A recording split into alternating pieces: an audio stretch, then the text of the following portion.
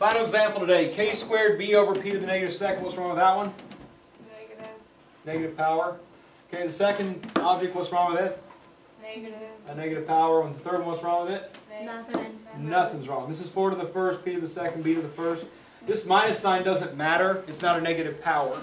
All right, so be careful of that. I've seen people see negative numbers and they think, oh, I got to move it somewhere because it's a negative number, but you don't. So the outside term becomes k squared b first, p to the second, all on top. Again, I like alphabetical order, so I'm going to go b k squared p squared.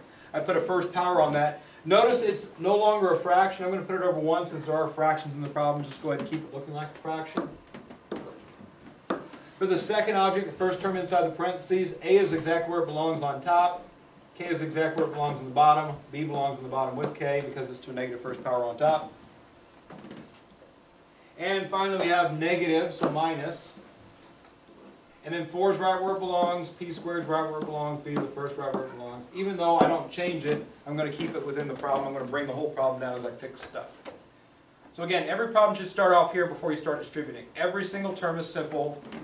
Positive powers, one of each letter. Once you get to that point, now it's a multiplication here. On top I've got a times b times k times p. They're all different, so nothing happens except I stick them all together. On the bottom, 1 times b times k squared. Again, they're all different, so b first, k squared. When I do this times this, positive times negative makes a negative. 4 is the only number. b, k are different than every other letter, so b to the first, k squared. I got p squared, which makes p to the fourth. So again, when I'm multiplying this through, if I happen to hit the same letter on the top, go ahead and add the powers. P squared and p squared makes 4. On the bottom, 1 times b makes b. And the final step. This term here, I have too many b's, I have too many k's. So b over b cancels, k squared over k squared cancels. I'm left with ap squared. The second object, there's too many b's, 1 b on top and bottom. They're exactly the same, they cancel. We're going to get minus 4 k squared p to the fourth.